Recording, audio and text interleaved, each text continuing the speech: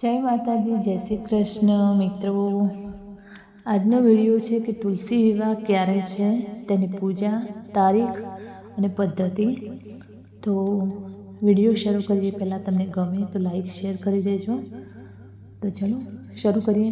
તુલસી વિવાહ 2025 ક્યારે છે, તેની તારીખ, પૂજા અને પદ્ધતિ વિશે જાણીશું। વિવાહ 2025 સનાતન ધર્મમાં તુલસી વિવાહનો તહેવાર ખૂબ જ પવિત્ર માનવામાં આવે છે। આ તહેવાર કાર્તિક મહિનાના શુદ્ધ પખવાડિયાના 12મા દિવસે, દેવઉઠની એકાદશી પછીના દિવસે અથવા તેના પછી ઉજવવામાં આવે છે। આ દિવસે ભગવાન વિષ્ણુ 4 મહિનાની યોગિક નિંદ્રામાંથી જાગે છે અને આ દિવસથી બધા શુભ કાર્યો શરૂ થાય છે।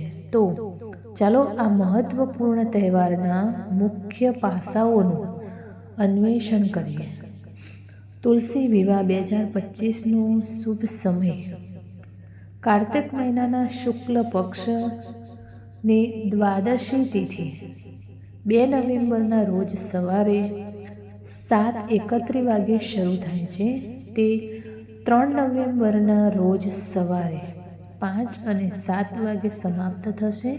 તેથી આ વર્ષે તુલસી વિવાહ 2 નવેમ્બરના રોજ ઉજવવામાં આવશે। તુલસી વિવાહ 2025 પૂજા અને વિધિ। ઘરના આંગણા, બાલ્કની કે પૂજા સ્થળમાં તુલસીનો છોડ સ્થાપિત કરો અને તેના પર રંગોળી બનાવીને તેને સુંદર રીતે સજાવો। તુલસીને બંગડીઓ, સ્કાર્ફ, સાડી અને બધી મેકઅપની વસ્તુઓ અર્પણ કરો। તુલસીના છોડની જમણી બાજુ શાલિગ્રામજી સ્થાપિત કરો। તુલસી માતા અને ભગવાન શાલિગ્રામને ગંગાજળથી સ્નાન કરાવો। શાલિગ્રામજીને ચંદનનું તિલક અને તુલસીજીને રોલીનું તિલક કરો। તેમને ફૂલો, મીઠાઈઓ, શેરડી, પંચામૃત, પાણીના દાણા વગેરે અર્પણ કરો। ધૂપ અને દીવા પ્રગટાવો। શાલિગ્રામજીને ચોખા ચડાવવામાં આવતા નથી, તેથી તેમના પર તલ અથવા સફેદ ચંદન ચડાવો। મંત્રોના યોગ્ય જાપ સાથે દેવી તુલસી અને ભગવાન શાલિગ્રામના 7 પરિક્રમા કરવામાં આવે છે। લગ્ન પછી આરતી કરો અને બધાને પ્રસાદ વહેંચો। ધાર્મિક મહત્વ। તુલસી વિવાહનું મહત્વ।